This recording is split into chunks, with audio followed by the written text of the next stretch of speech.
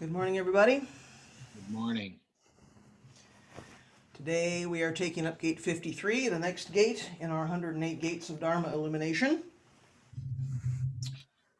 And gate 53 says, feeling as an abode of mindfulness is a gate of all miscellaneous feelings. So you will recall, although it's been a couple of weeks since we've worked on 108 gates, you will recall that we've moved into a section of this text that deals with the Satipatthana, or the four foundations of mindfulness, or four abodes of mindfulness. So each of these four gates in this section takes up one aspect: body, feeling, mind, and Dharma. So last time we talked about body as a abode of mindfulness, and this week we move on to feelings. So this isn't feelings like emotions, right? This is more like sensation. So this is not about sort of our emotional state. This is something way before that, right? It comes way before that. So, emotions are more complicated. They happen farther down the chain. We're talking about something, much earlier on in that process. So feeling is simply our response to physical or mental stimuli. We have some sensation somewhere in a sense gate. We have some experience, and we decide immediately whether that is pleasant, unpleasant, or neutral. That is this feeling, right?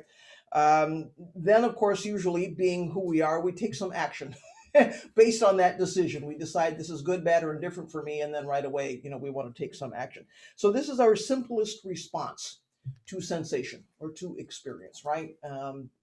It's not necessarily an emotional state. So the sense of today's gate statement is that when we pay attention to feeling, we perceive that feeling is illusory, or feeling is sort of something we created. So we come to understand how feeling arises, and then we also get to see how we get seduced by that or enchanted by that, right? Our view of the world is based on this feeling that we've created, or our response to some kind of stimuli or sensation. Also, our interpretation then of, well, this is pleasant, unpleasant, neutral, this is good, bad, or indifferent for me, rather than on the reality of this moment, right? What we're basing our response to, our action on, is our perception, our decision, this is pleasant or not, rather than the reality of what's going on. So it's been a few weeks since I introduced this section on Satipatthana, on mindfulness, so quick review of some key things. The Mahasatipatthana Sutra is a main source text for mindfulness practice in the early Buddhist tradition. This goes all the way back to the very earliest days of this tradition. Those teachings are mainly about methodically cultivating this ability to pay continuous attention to our experience of whatever is going on in this moment, right? It's the continuous piece that's important, right? Because whatever we're paying attention to is constantly changing. We know because of teachings about impermanence. Whatever it is that we're paying attention to is itself constantly changing. So to pay continuous attention to that is important. Steady attention in the midst of that change cultivates some ability to be concentrated, right? To be stable. And also observing the qualities and the characteristics of whatever this thing is that we're paying attention to cultivates some insight, some understanding about what's happening. So mindfulness is seeing all dharmas as they are, seeing true nature of all dharmas as they are. Before we start having some personal reaction, some personal response, before we start judging good, bad, indifferent, writing the story, taking the action. So this is seeing without making the distinctions that are driven by delusion and three poisonous minds and all of that stuff, all of our hindrances. But it's more than just observing sort of external dharmas, external things. It's also about paying attention to what we're doing, how we're doing whatever we're doing. Are we remembering to practice? Are we remembering the teachings? Am I being skillful or not? Am I making right effort? Am I staying on the path? Or am I getting distracted by craving and aversion and hindrances? So this kind of practice supports this ongoing discernment, this ongoing inquiry that we do in our moment by moment practice. Are we paying attention? What's really happening there? So feeling, or Vedana, shows up in all kinds of lists in the Buddhist tradition, all kinds of processes. It's not just in one place.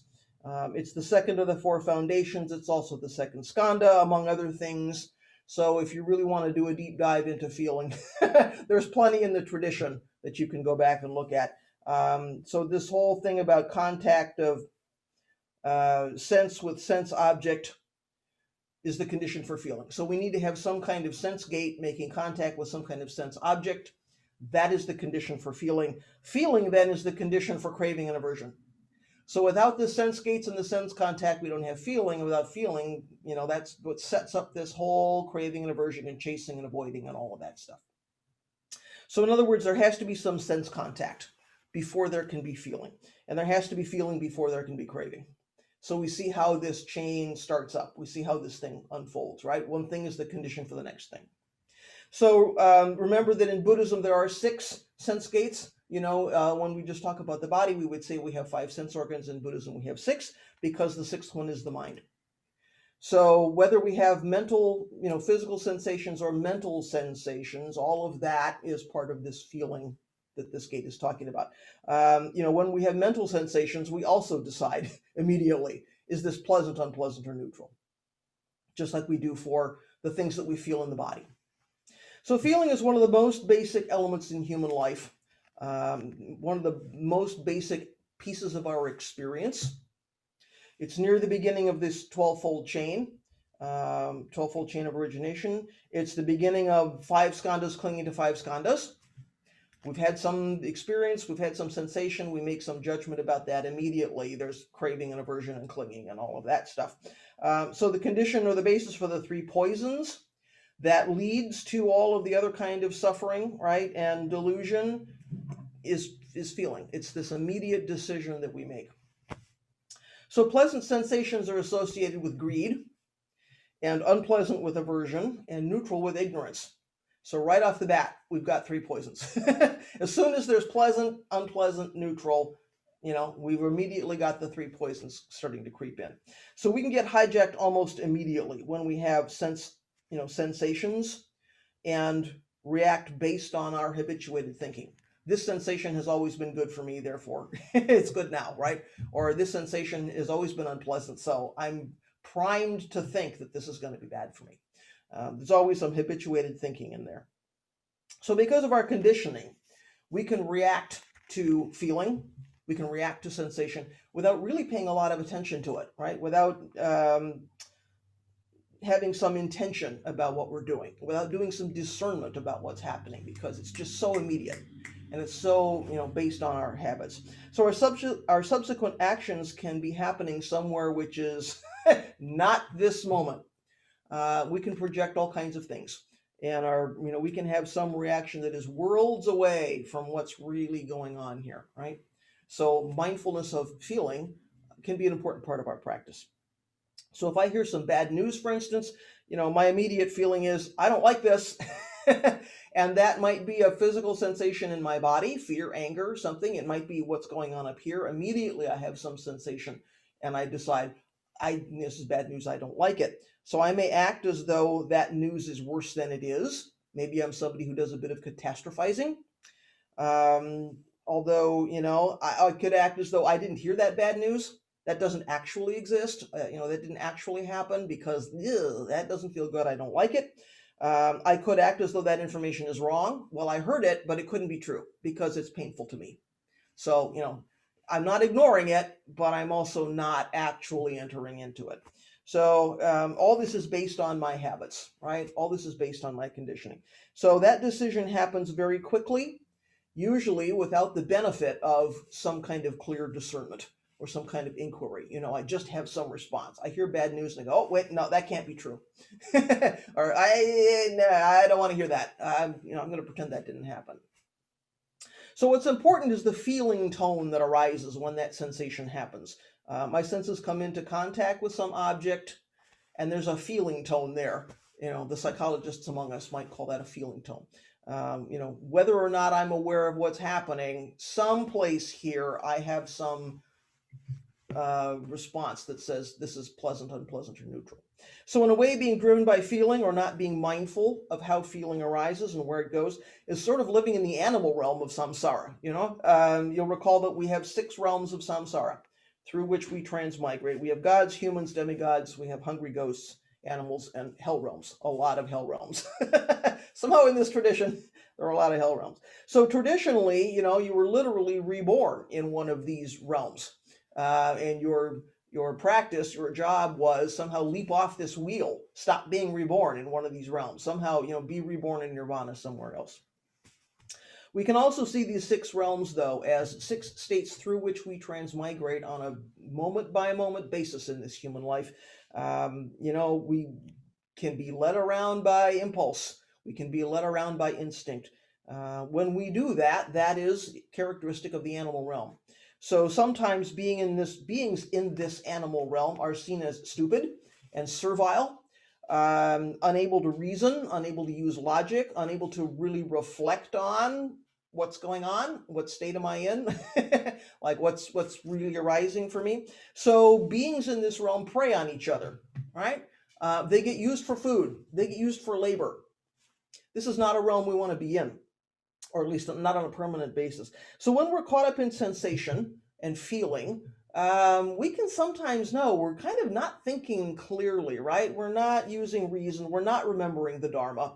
We're not remembering what Buddha taught. This is what makes mindfulness within our tradition sometimes a real challenge. It's not so hard to be mindful when we're sitting zazen and we're not trying to do something else. But my goodness, we're moved through the world.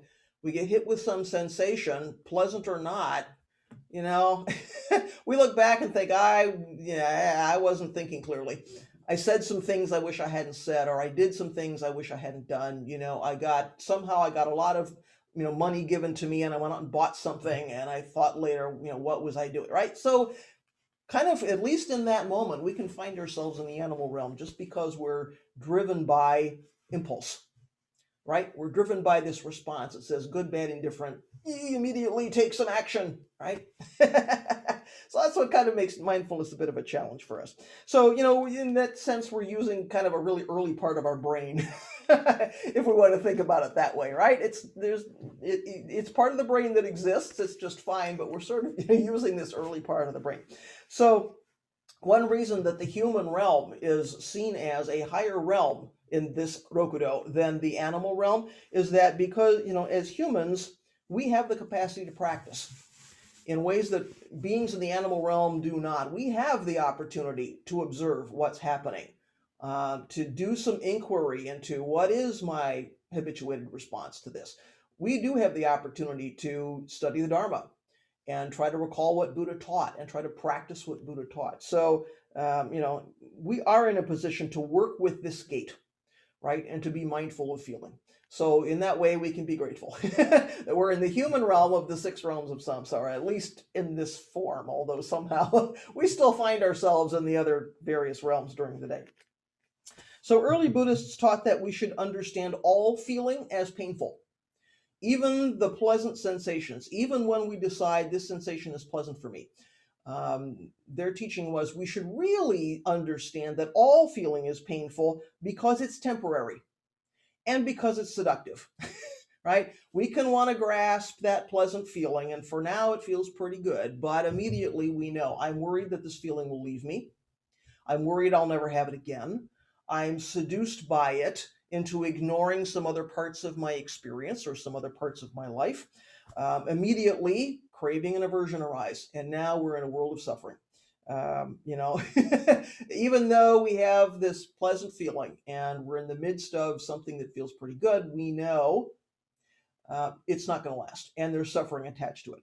So in this human form, of course, turning off the senses, turning off the feeling that arises from sense contact, not possible. This is the form we have. This is our karmic conditioning.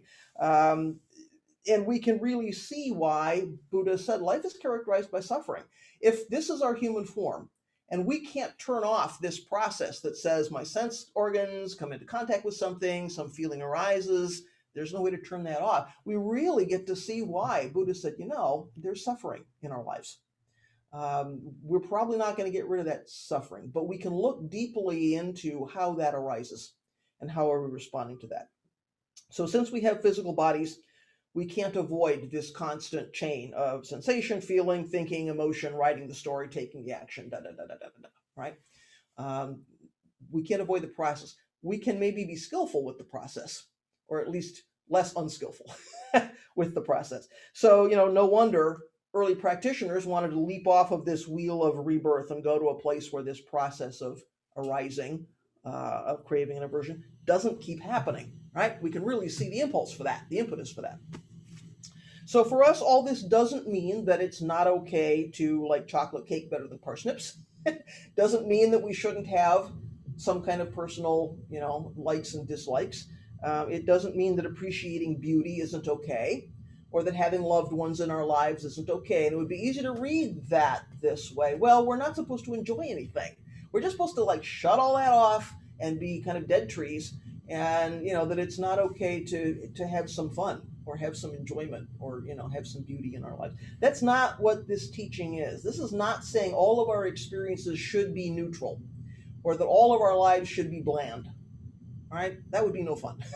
No one would practice if that's what this was teaching. So the question is, are we being led astray by all of these experiences, by these split-second decisions between pleasant, unpleasant, and neutral, right? Are we really being driven by that in some way which is not wholesome? Or, can we enjoy and appreciate these pleasant sensations? Can we let them go without attachment when it's time for them to go, right? It's the clinging that's the problem. I can enjoy my chocolate cake, but when I don't have any left, am I plunged into a hell realm because I don't have the chocolate cake? Or if I have some unpleasant sensation, do I cling to that and write a story about that because it makes me a martyr? Or because it makes me very strong because I withstood this, unpleasant sensation, right? That's a form of clinging too. So can we have these things that come and go, these sensations that come and go, and let them go when it's time for them to go? Can we encounter unpleasant sensations without running away from them, or ignoring them, or suppressing them, or writing a story about them, or something? Is our clear vision of reality being clouded by this feeling element, by our response to sensation, by our impulse to judge and label and run away and chase after, right? That's the problem. So, instead, can we see that feeling is empty? Like everything else, feeling is empty of some kind of fixed permanent self-nature. So we have some feeling, doesn't mean it will be there forever. And doesn't mean that it's not something that we've sort of inserted into that process, into that reality. Maybe we can see that clinging to feeling is not so helpful, right, as a part of our practice. So how do we live in the midst of karmic conditions that say, we have a human body and we have sense gates and this process happens? How do we live in the midst of that and not get swept away by feeling tone of our experiences? There is a difference between simply experiencing pleasant, unpleasant, neutral, and having some opinion about pleasant, unpleasant, neutral. And it would seem like those things couldn't be separated. As soon as I've decided something is pleasant, I have an opinion about it. So as part of this gate, one of the things we can inquire into in our experiences, can I experience a pleasant sensation without having an opinion about that? Which is a really kind of an interesting intersection. It's quite subtle. So Uchiyama Roshi has a lot to say about this whole thing. We're going to be hearing from him a bunch this morning because he has some useful things to say. So first thing I want to share. The most important point is to put all things, both happiness and unhappiness, enlightenment and delusion, on the same ground. We should think of how we can live on that ground. However, people today pursue happiness and try to escape from unhappiness, seek after enlightenment, and try to eliminate delusion. Since they think of life from such a point of view, their life goes off the mark. We should live out the self that is only the self in whatever situation we face. So to live out the self that is only the self is to see clearly what's arising and to take the most skillful action we can, right? What's really happening there, right? He says a big part of that is letting go of some fixed, narrow ideas we might have about what the self really is. So, who we really are. And we need to know that the true self is not some abstract thing, which is made out of sensation and feeling and thought. Small self is there, and it's not the whole story, right? There is a true self, which is beyond what we think about it. So he gives several examples, like not clinging to a feeling of frustration when we get assigned to cook the meals and we don't get to sit in zendo with everybody else. That can feel frustrating. That can be an unpleasant feeling. Maybe we're getting upset because we've been assigned to clean the toilets instead of cleaning the teacher's room. So, cleaning the teacher's room is a much higher status job. Ooh, teacher gets to see what, what a good job I'm doing, or I get to hang out with the teacher. No, I've been assigned to clean the toilets, right? Feeling of frustration. These are examples that he gives clearly from like being in the training temple, right? Clearly this happens. It's frustrating if we don't get to do the job that, we think we want to do. It's a lower status job. It's not fun. It's physically demanding. Immediately we have a reaction.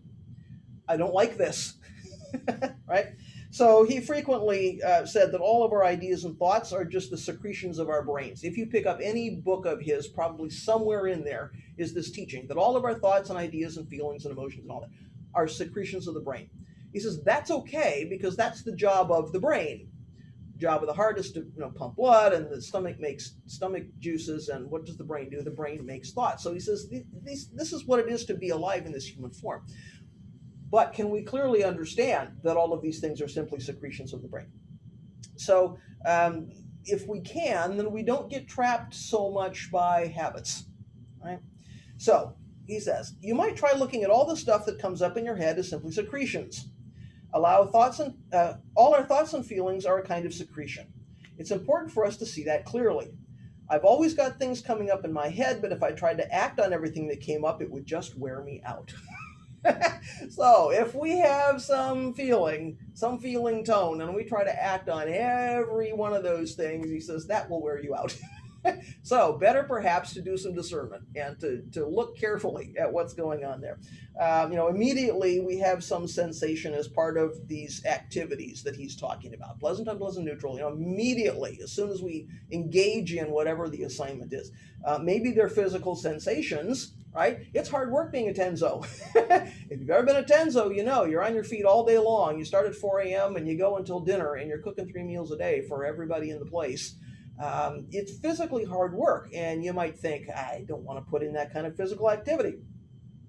It's not so pleasant crawling around in the toilet stalls, scrubbing those things out. You go, my body doesn't want to do that. Maybe those sensations are mental. I don't want to be in the kitchen while everyone else is in the zendo with the teacher, hearing a talk or doing zazen. I don't want to be cleaning toilets when someone else gets a lighter weight job like vacuuming the tatami or dusting the altar or something, right?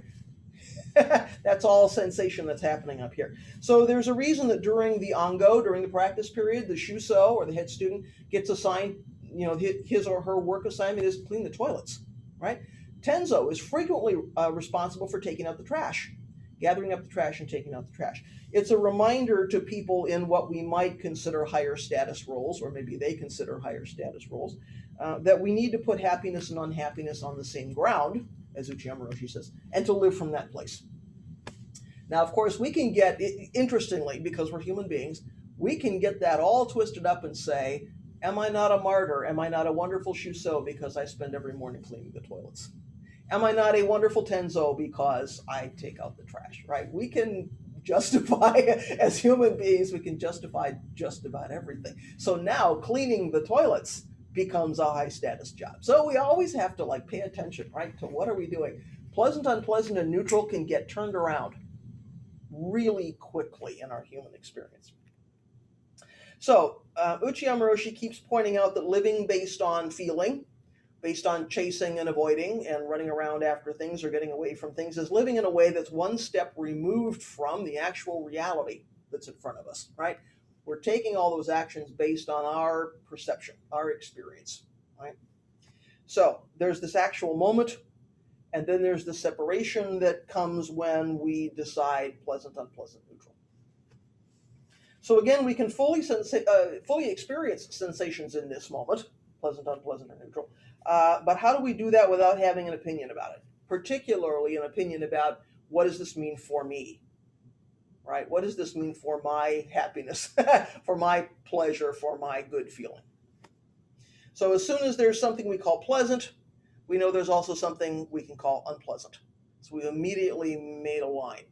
As soon as I've decided this thing is pleasant or unpleasant and neutral, then there's something else which is the opposite or is different. So we can experience something maybe without giving it a label. As soon as we have a label, we've got the chasing and the avoiding and all of that stuff. So can we have an experience of a sensation without labeling it, without having an opinion about it that leads to writing the story?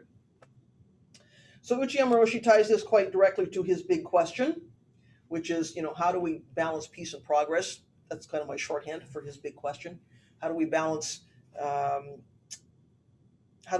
peace and equanimity and peace of mind with the need to go out into the world and carry out our responsibilities as bodhisattvas? There needs to be development. There needs to be activity. How do we balance these things? So how do we take action in the world to do the things that we have to do and also not lose stillness, not lose balance?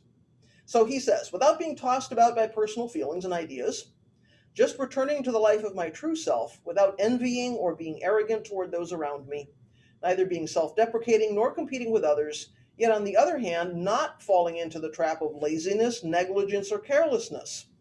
Just manifesting that life of myself with all the vigor I have, here is where the glory of life comes forth and where the life of Buddha shines. So in fact, we can see this in his famous phrase, opening the hand of thought, right? The word for thought can also include feeling, desire, judgment. So it's not only just intellectual, rational thought. It includes all of these things that we create. So when we open the hand, we let go of all of that, right? All the way back to feeling that arises when we experience some sensation. So to live that way is to encounter everything without an agenda, we might say, based on some agenda based on being separate from other things or other beings, right? As soon as we think we're separate, we've got an agenda. So can we live without the agenda? So the universal self isn't the one deciding what's pleasant, unpleasant, neutral. That's happening, at the small self level. The universe is not making those decisions. Universal self is not doing that. That's the experience of being in this human form. But as we know, that's not the whole story, right? It's not the only possibility. So let's go back to that Dogen discourse that I introduced last time we were talking about body as an abode of mindfulness. There's a discourse from the Eihei Koroku that I introduced, and I said, this thing includes all four of those bases of mindfulness, so we need to talk about this little piece, for each of these four talks. So again, that little text is, our Buddha, Shakyamuni, said to his disciples, there are four foundations of mindfulness on which people should depend. These four foundations of mindfulness refer to contemplating the body as impure, contemplating sensation as suffering, contemplating mind as impermanent, and contemplating phenomena as non-substantial. I, Eihei, also have four foundations of mindfulness: contemplating the body as a skin bag, contemplating sensation as eating bowls, contemplating mind as fences, walls, tiles, and pebbles, and contemplating phenomena as old man Zhang drinking wine, old man Li getting drunk.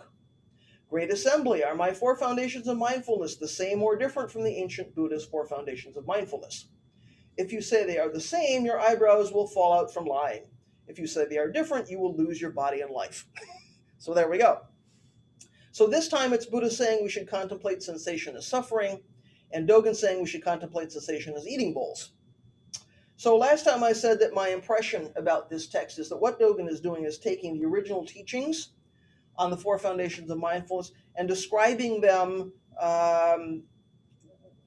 The original teachers kind of describe these things with adjectives, impure, and this kind of thing. And Dogen is giving a really concrete example of something you would encounter, like in your life. So same and different.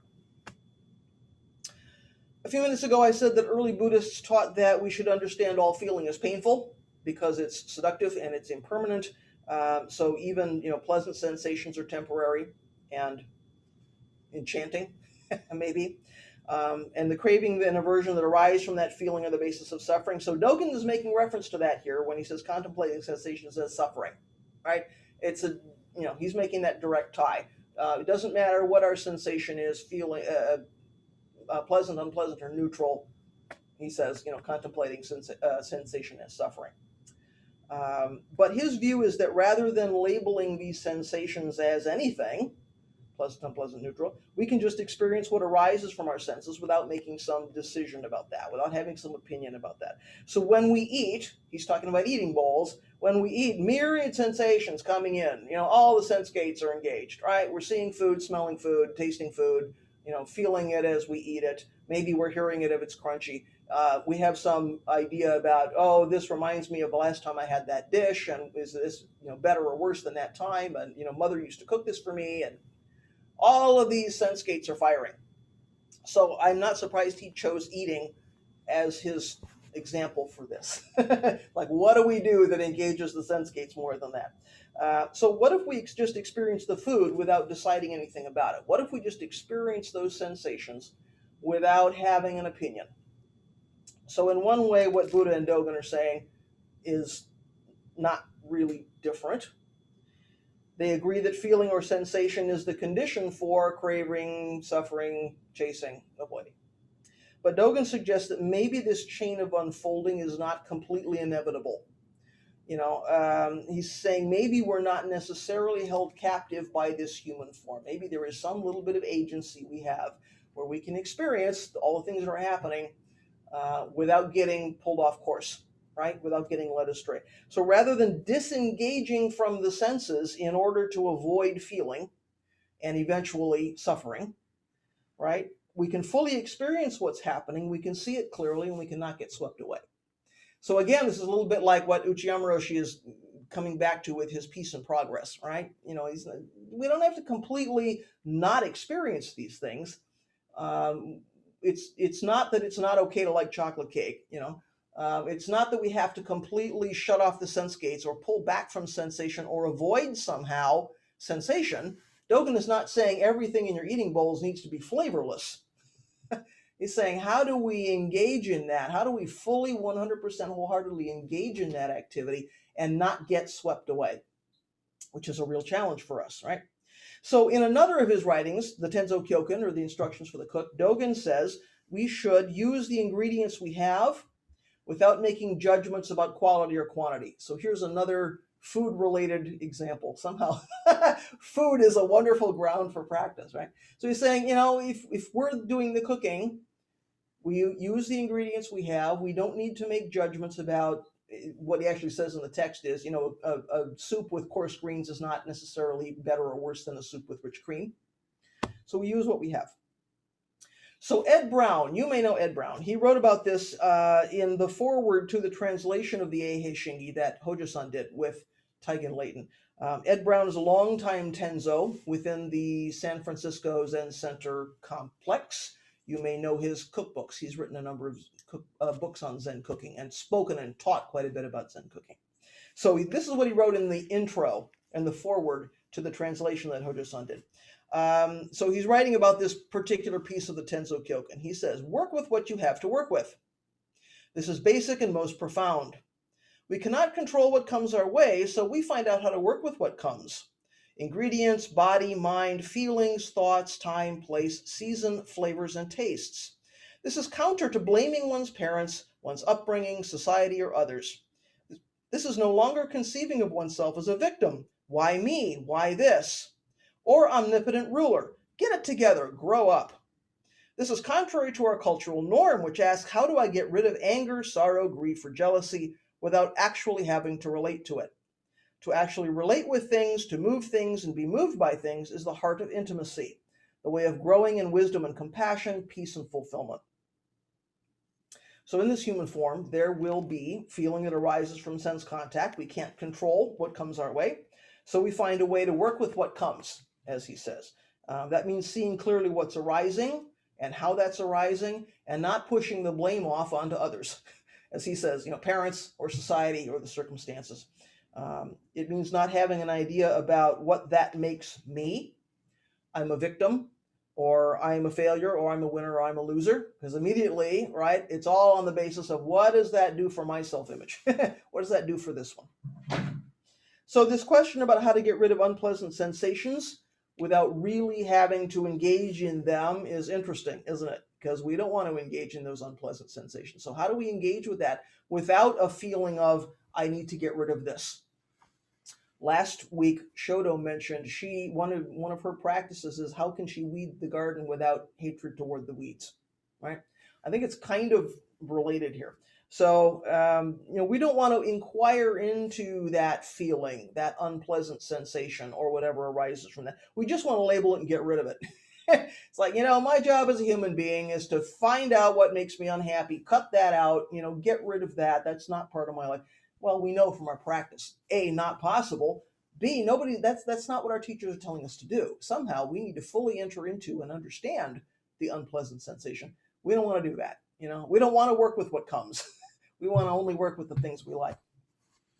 So, that's our human tendency, and yet we know from our practice, if that's the way we are functioning, if we're not acknowledging feeling, we're not completely living our lives. There's a whole piece of our life that we're just sort of choosing not to live. And our practice is not telling us not to live full lives. So that's kind of a challenge. Suppressing or ignoring or pushing away any aspect of our experience is not to be, fully alive, not to be fully living this life. So as bodhisattvas, we don't get the choice to live only the parts of our lives that we want to live. Sorry. We get to live the whole catastrophe. We don't get to pick and choose. So we have to see and acknowledge all the suffering. The suffering in this body, the suffering in other bodies, the suffering in the world. That's our job as bodhisattvas. So Uchiyama Roshi reminds us that when we chase after things that our feeling dimension decides are pleasant and good and wonderful and desirable, we think we're looking for happiness. And of course, that's a very common impulse. That's our human experience. We want to look for happiness, and we want to avoid unhappiness. And nobody would say that that's unreasonable. But again, that's a complicated process, right? We don't really know what happiness is, he says. So he says, happiness is nothing more than what we feel when we have joy and pleasure in our mind. What we call happiness is merely the condition in which our desire for self-satisfaction is fulfilled. This is the root of our confusion. What do we human beings live for? Human beings these days can be motivated only if we convince them that something will improve their standard of living and will fulfill their desire for self-satisfaction. Nevertheless, happiness, a better standard of living, or a prosperous society are concepts, just secretions of the brain. We are living upside down if we find the meaning of our lives solely in fulfilling desires that are based only on secretions. See thoughts just as thoughts. See secretion simply as secretion, neither more or less than that. See everything as the reality of life just as it is.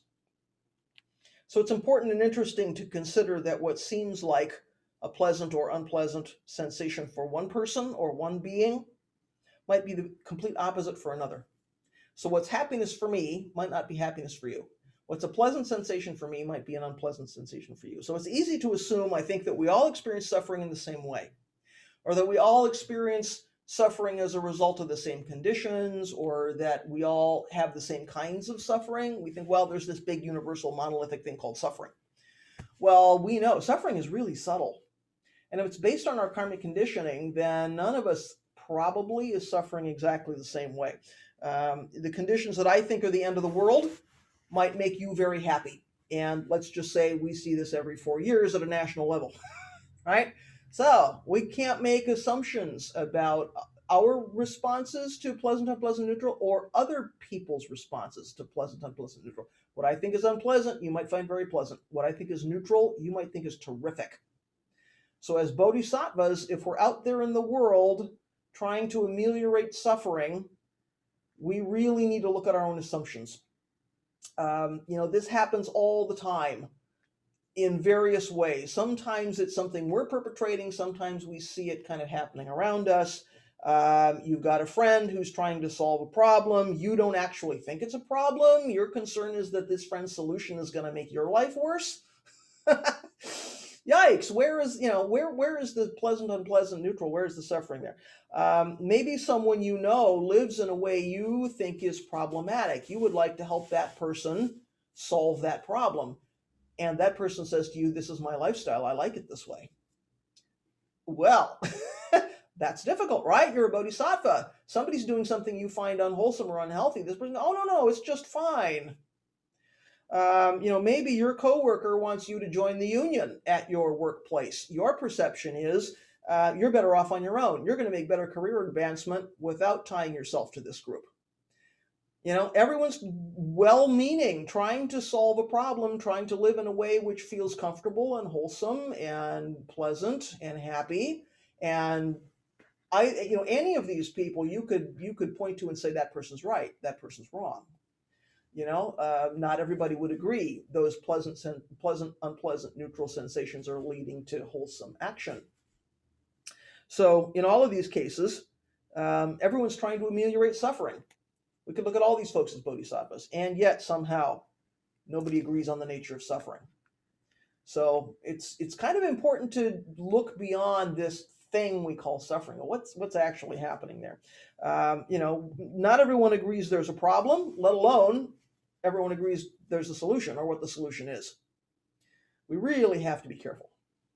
So when we think about caring for the earth, for instance, we quickly realize that because of interdependence, beings are in a delicate balance. So if we remove some species that we find unpleasant, even if we're trying to help another species survive, we could be upsetting that balance. It's something as simple as weeding the garden, but it's also big global stuff, right? So how do we decide what species gets to stay here? How do we decide based on pleasant, unpleasant, neutral, what species gets to be in this place? So, is it okay to base that decision on feeling? I have some pleasant, unpleasant, neutral feeling about this. Well, that's, we're going to take action based on that. So Dogen's Genjo Koan includes this famous image about flowers blooming, which we like. We want the flowers to bloom and to keep blooming. We want to cling to the flowers. And weeds spreading, which we don't like. We want to get rid of the weeds. How come the weeds keep coming back? Because I don't like the weeds. So that's a famous image, which you, I'm sure, have run into. So Uchiyama Roshi says about this section that while we might not like the weeds, maybe they're in the flower bed or the vegetable garden, he says, well, the farmers are plowing those weeds back into the ground as fertilizer. Farmers are perfectly happy to use those, sort of return those weeds to the earth and use them as fertilizer. We might enjoy the cherry blossoms every spring. We might go out and take a picnic lunch and go, enjoy the flowers, look at the flowers. Well, he says, the dogs lie under those trees every day and they couldn't care less. That's a neutral sensation for them. What we find extremely pleasurable. Dogs are looking for the scraps of the picnics, he says. They're not worried about whether the flowers are pretty or not, right? So for grasshoppers, he says, weeds are their world. When weeds spread, they feel comfortable having a new living room. When the frost in the desolate winter season kills the grasshoppers think that their Buddha hall is destroyed, and they think this Buddha hall is crushed and needs to be restored. Look at this. Insects do not think that weeds are in the way. For those who like it, spreading is not a problem. So, what would you like to say this morning about what comes in the sense gate, pleasant, unpleasant, neutral, what that leads to? There's lots of practice in this gate, I think. Anything you folks would like to say? Be sure to unmute so we can hear you.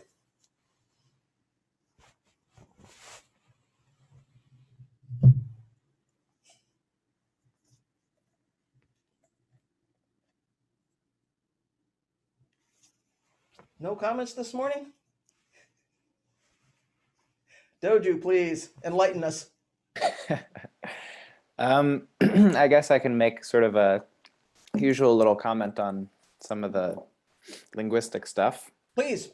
So I thought this was interesting, and I think here we can sort of see the difficulty of translation a little bit.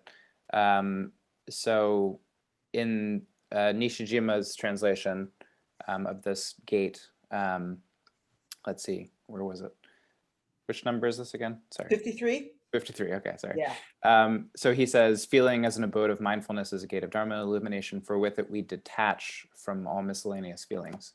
Yeah. And this same character appeared in gate 49, which was equality of all elements is a gate of Dharma illumination, for it obviates all rules for harmonious association. So he translated the same character as obviate and detach in two separate places, which are, kind of different. That's interesting, isn't it?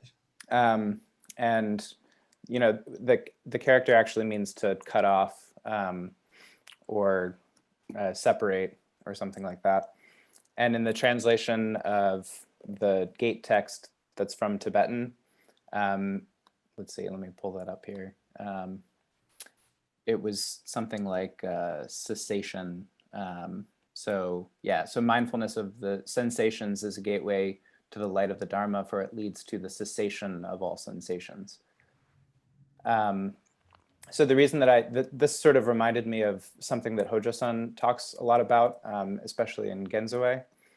He has these two Pali suttas that he really likes, the 6 sets of 6 and the Honeyball Sutta, I think it's called, where it sort of suggests that, sensation is the thing that comes right after contact. And ultimately, according to these two suttas, this is what leads to, craving and prapancha, so like mental proliferation. And in one of them, it refers to all of the skandhas as the upadana skandhas, so like sort of the defiled skandhas. And through kind of cutting them off, they cease to be defiled. So they're still there. We're still experiencing sensations, but we're no longer kind of attaching to the feelings that those produce. And Hojo-san sort of likens this to what happens when we sit zazen. So all of those processes are still going on, but because we're not clinging to them anymore, they're no longer kind of defiled in the old terminology. So I don't know, I found that kind of interesting that sort of word seemed to attach to those things that Hojo-san likes to talk about.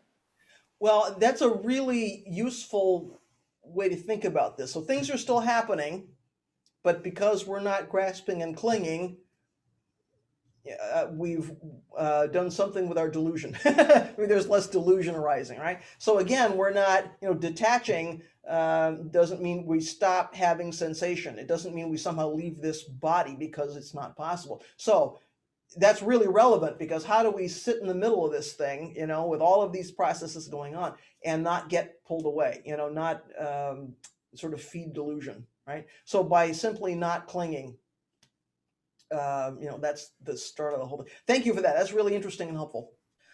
It's good to have it's good to have co-leadership on Sundays to inject that additional information. And see, this is my test. See, if he comes behind me and says, that's not what this actually says, then I get to learn something. I mean, I think detach is pretty close in this case. I think obviate was the worst translation of the two. But yeah.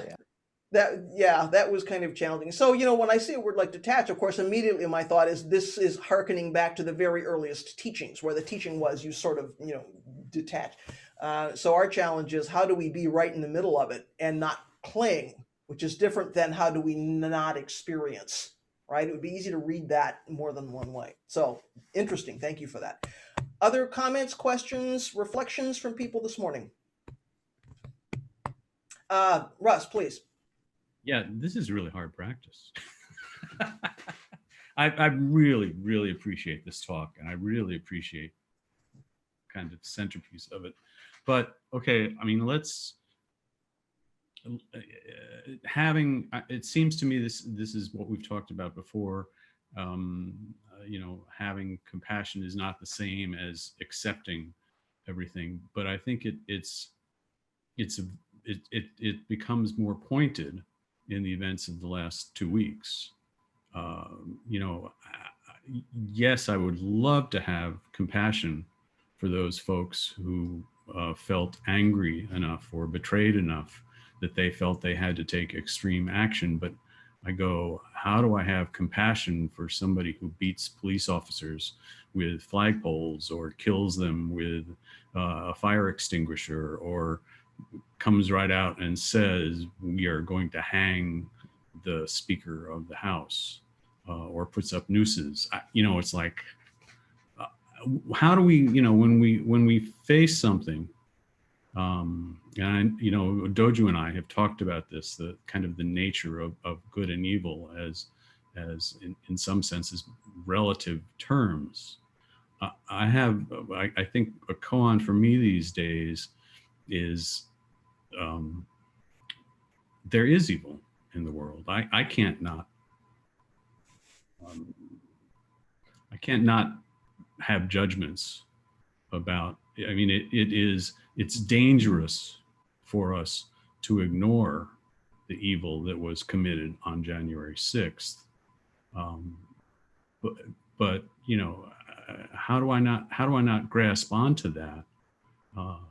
And you know, I've my part in the discussion that Doju and I have had is no, good and evil are absolute. They have to be absolute. And he says, no, they're relative.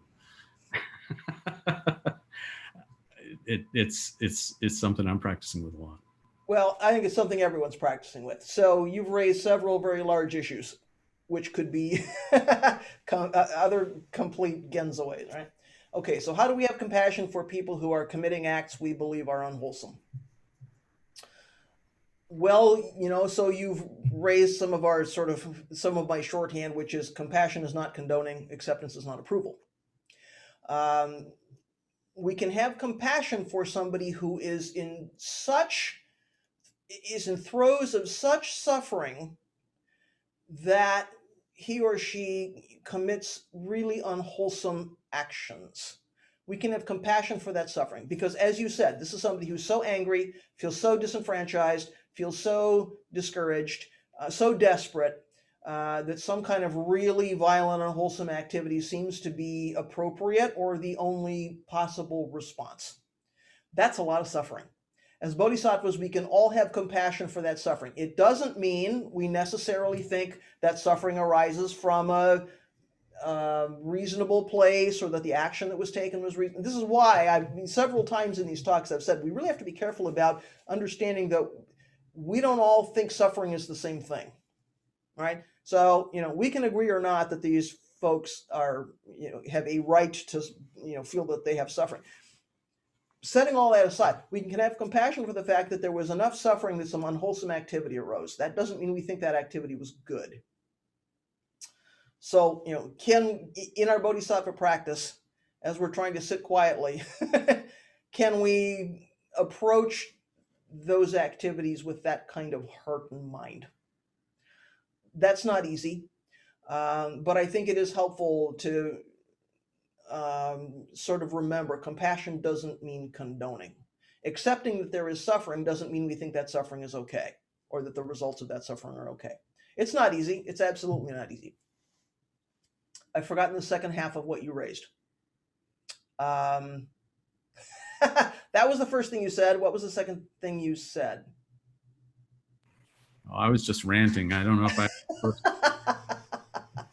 Okay. I do want to maybe. There was something else you said I wanted to respond to, and unfortunately. Maybe it had into good evil. Evil. Well, yeah, I mean, good and evil. My apologies to Doju because I think I oversimplified the position. I don't want to give anyone the impression that Doju was telling me that they're just kind of relative thing. Yeah. Well, you know, good and evil is difficult. Hojo-san's talked a lot about good and evil. You can go to look at the Shoaku Makusa, all the talking and the lectures and whatever around Shoaku Makusa. You know, there's good and evil, and then there's going beyond good and evil, right? So there's things that are wholesome, there's things that are unwholesome, and then there's the place where there is neither, you know, wholesome nor unwholesome.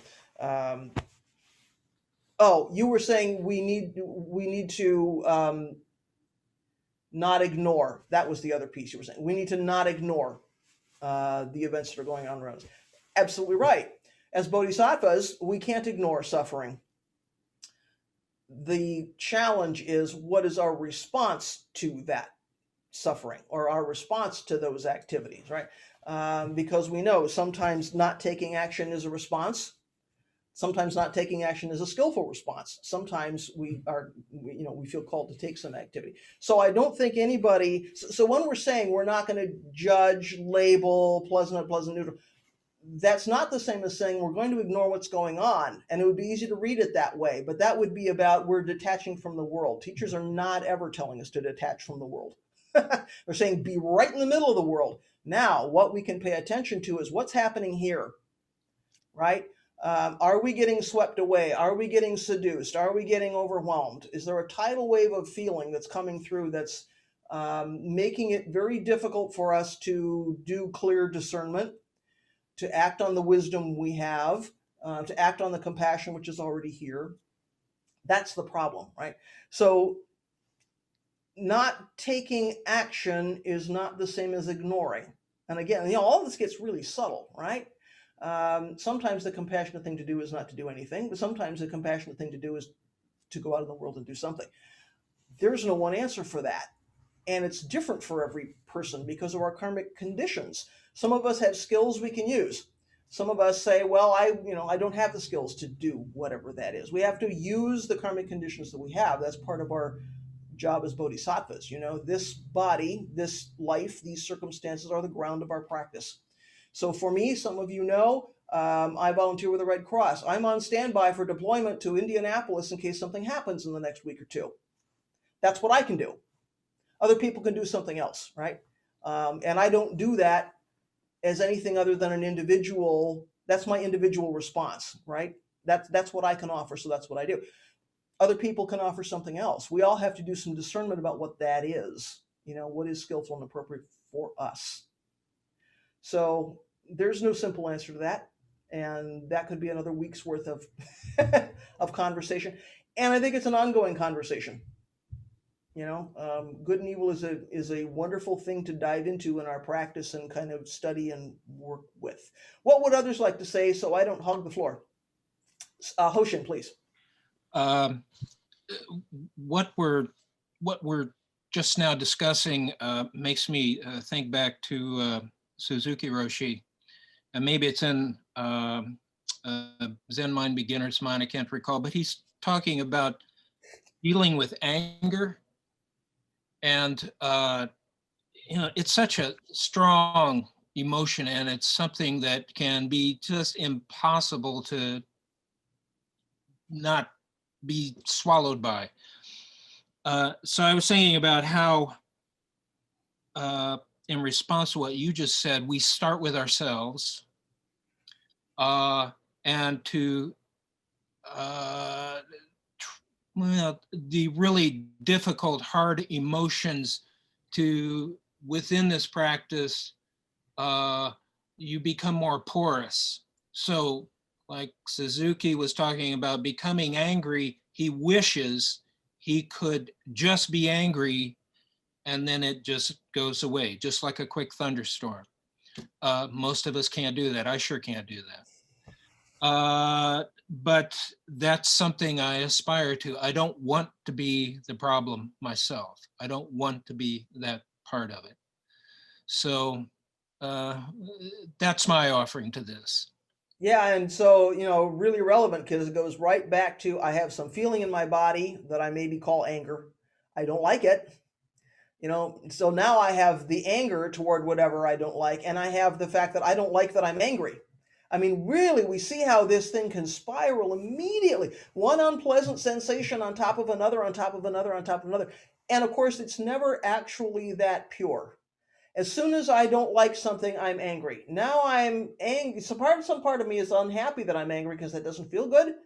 Part of me is happy I'm angry because it means I'm justified.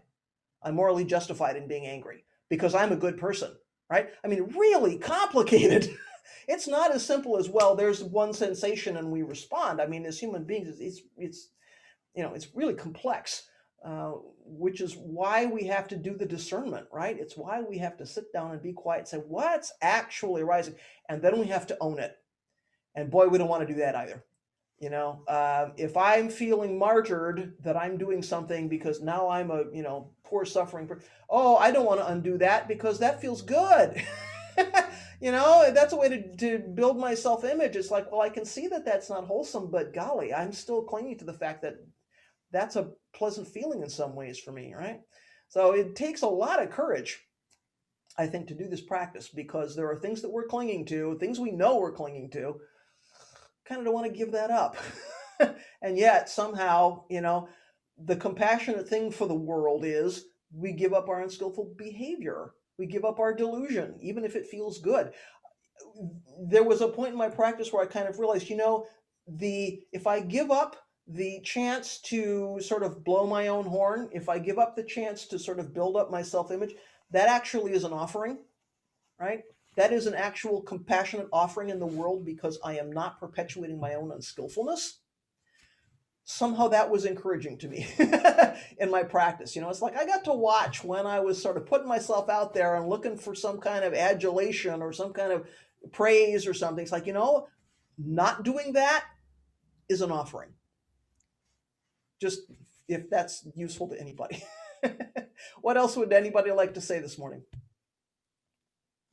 So I Sagan, I don't want to put you on the spot, but this reminded me of your work with Wes. So this balance between compassion and condoning. So, you know, Sagan, you know, taught Buddhism to a death row inmate for many, many years, who was ultimately executed a few months ago. And, you know, he committed a really heinous crime, you know, much worse than anything that happened at the Capitol. So Sagan, I'm curious, you know, what that experience was like for you in terms of that balance. Well, in that case, my attitude was kind of that this terrible action happened. This event, you know, the crime occurred, and yet, you know, that was many years ago. I mean, I never did think that the guy should be free. I never, you know, he needed to stay in prison. That was my view. But sort of the realization that nothing's permanent, and an action that a person does at a given moment doesn't necessarily become sort of like a permanent definition of that person. That the human being, every person is constantly changing, and so, and he was very repentant about what he had done, and so for me, it was a matter of simply letting go of that past action, or my you know my sort of inclination to blame him, or to think, you know, to see him as only a criminal. I mean, he was a human being, and realized that he had made a terrible mistake, several terrible mistakes, and yet, you know, he realized also that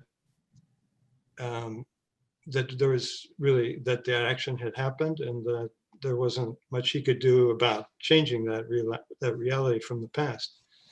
But for me, it often came back to the realization of impermanence, that nothing's permanent, not even a past action.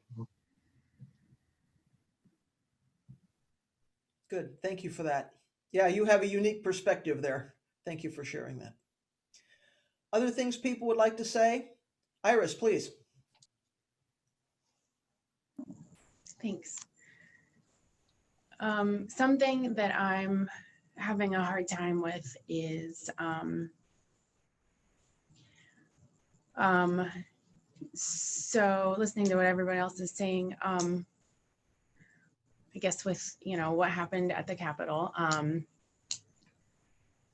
what I'm surprised with is, you know, in my experience, and I realize this is a different experience than maybe other people may have had, you know, it wasn't so much of exactly the things that were happening to, you know, for me, it was just a lot of violence.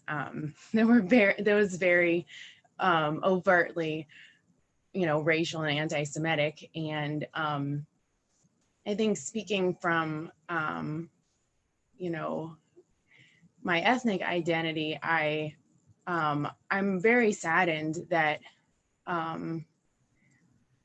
that I seem to just, I can't seem to find a way that people want to talk about it that can be separate from politics. And to me, I mean, yes, politics for sure, you know, there's different sides and blah, blah, blah, blah. But to me, there's such a deep human experience, and I can't seem to, now specific people I talk to, absolutely. But unfortunately, like, I went online to look on, you know, what like Buddhists were saying, you know, and there's a lot of it seems like you can't say anything without people saying, you know, about taking sides in politics, and, you know, how dare you not have compassion for so and so and so and so. And I'm saying, it always seems to be compassion about a very specific political group, and that seems to be the entire conversation. And you know, human beings do not have to, you know, be part of a political group to exist. And it just, I'm really disappointed by that. So would you say a little bit more about the elements that you think are missing from that conversation? I'm not sure if I can say it without, like, well, I'll just say what I have to say, and then you can make it a little more, with a little more wisdom. You know, I don't know. It seems to me that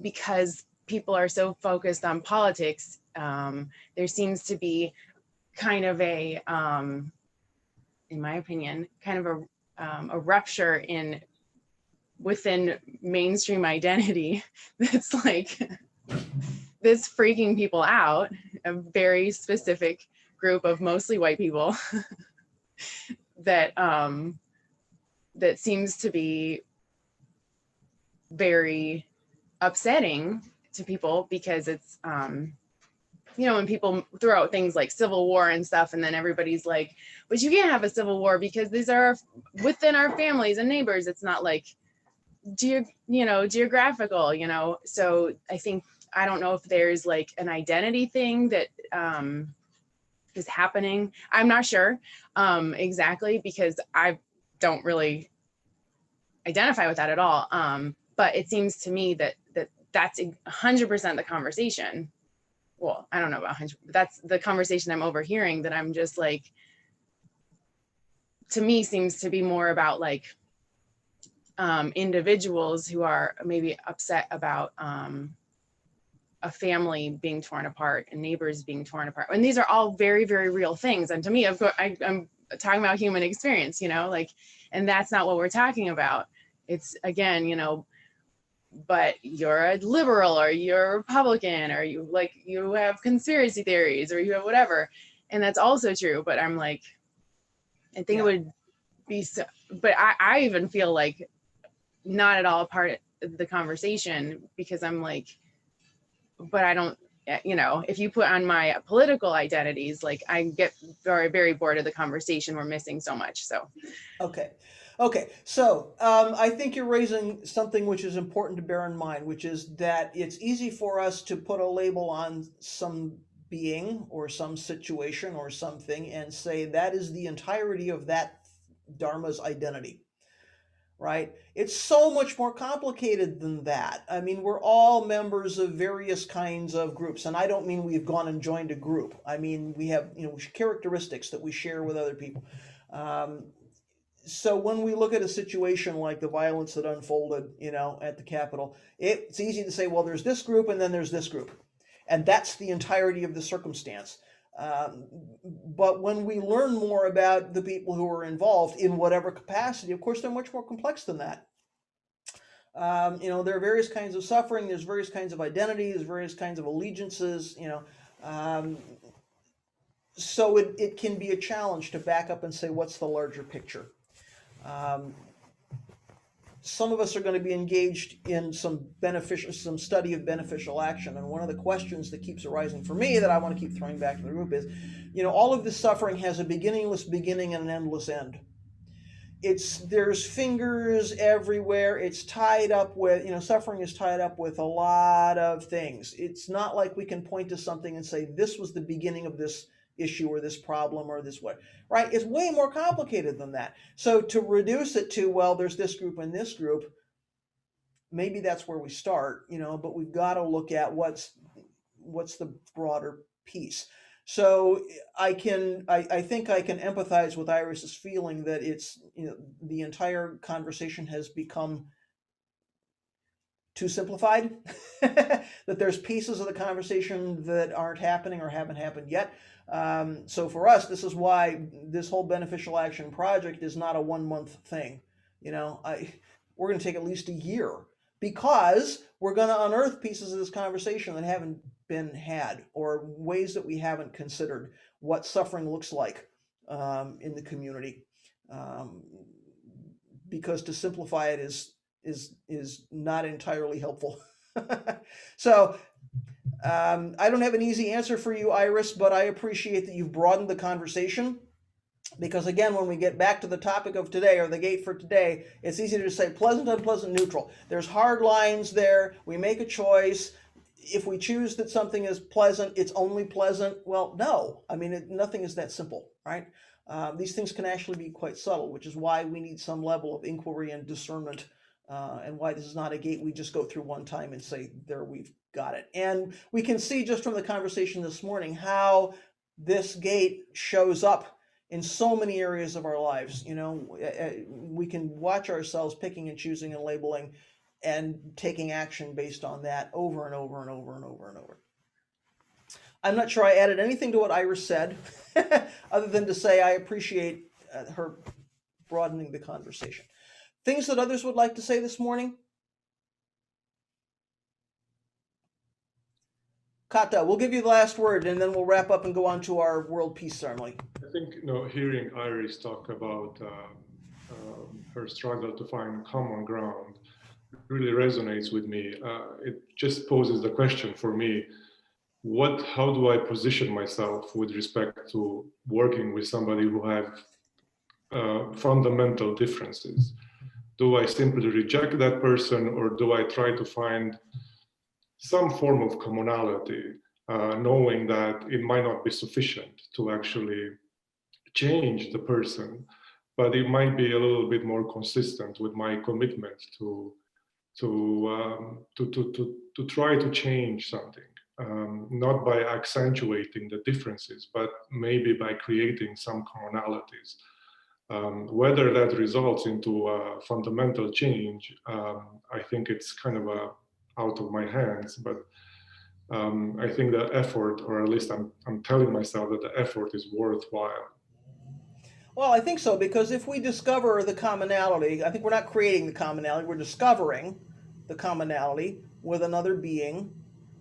There's some potential there to de-escalate simply because that person feels seen and heard, right? If we don't feel seen and heard, we scream more and more loudly, we act more and more violently, we do bigger and bigger, more spectacular things until we get some attention. So if I'm sitting across from you and I feel like you actually are hearing me, you might not understand everything I'm saying, but we've established some common ground. I feel like I'm seen, I'm heard. I'm a little bit less likely to, do something bigger and bigger and bigger and bigger. So there's, we can say a lot of hearts and flowers things about, we all have to get along and we all have to, try to have compassion, all this stuff. Yeah, we can say that stuff, but are we really doing the discernment that says, I could sit across from somebody who's done some things that really make me feel uncomfortable? Can I understand, can I see deeply the commonalities in this human form? We're all suffering. We're suffering differently. We're acting differently on that suffering. Doesn't mean what I think people are doing is okay. But can I at least acknowledge that there is suffering there? And maybe I can't turn it, and maybe I can't heal it, and maybe I can't change it, but maybe I can keep it from escalating. I don't know.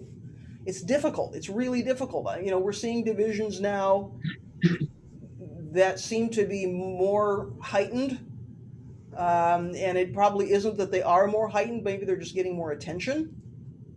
So it feels like we're working with this all day, every day. So what an opportunity for us to kind of go through that gate and ask the hard questions, right? And do the discernment. Not an easy practice. This gate is not an easy practice. Doju. Sorry, I just, have one other thought to add about this. I appreciate what everyone has said. And I think for me, one thing that's really important to think about, with this particular incident on the Capitol, for example, is sort of, what are we going to do about it? Is it enough just to feel angry and, you know, these are like, you know, sort of chiding in your mind to these people, like, does that really accomplish anything? And if it doesn't, then what can we do instead to actually make the world a better place? You know, and I think that, Kato, what you just said, you know, trying to find common ground could be one approach. There are certainly other approaches that you could take to make a positive change. But I think we shouldn't give in to the kind of notion that just sort of feeling angry or sort of righteous indignation about it is kind of enough somehow, like that we've really accomplished something just by saying, oh, these are bad people.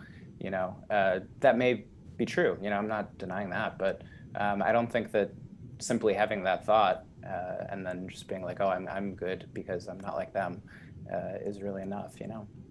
So I just thought I'd add that. Virtue signaling is a seductive practice, right?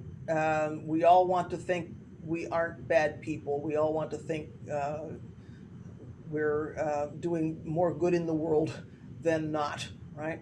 So this is all of these kinds of incidents are a real opportunity, if we want to take them, to do some tough discernment, right? What's coming up for me around this? Is what's coming up for me helpful, not helpful? What can I learn about myself, my own perceptions, about taking skillful action? You know, anytime we're challenged, and these are challenging times in oh so many ways, anytime we're challenged, that's a Dharma gate. So it's a real opportunity for practice and to look deeply, right, at what's happening here. And is what's going on here what I would want to see happening, or do I have some opportunity to do some additional discernment? So, yeah.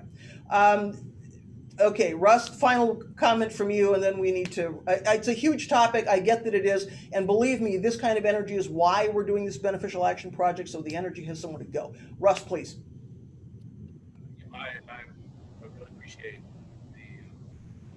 I think what's so important here.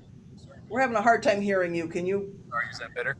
Yeah. I appreciate that discernment is so important in this, that, you know, we don't want to, in our reaction, so automatic, you know, contribute ourselves to that, and we need to find ways to do that. But on the other hand, I just want to support Iris on this about Can't hear you, Russ. I don't know why. I think your microphone is. Can you hear me now? Yeah. Perfectly. Sorry. Okay. Do I need to start over again? It would probably be helpful. Okay. I very much appreciate the teaching here about using this discernment so that in responding to whatever they do, response to whatever way we do, that we aren't adding to karma that's already been created, that we aren't creating more suffering in that. I understand that. But I still, I'm very suspicious, as Iris was, and I want to support Iris in this, of calls for unity, and that we are somehow creating division if we don't engage in unity. A lot of the people who are now asking for unity are people who are needing and supporting and participating in planning.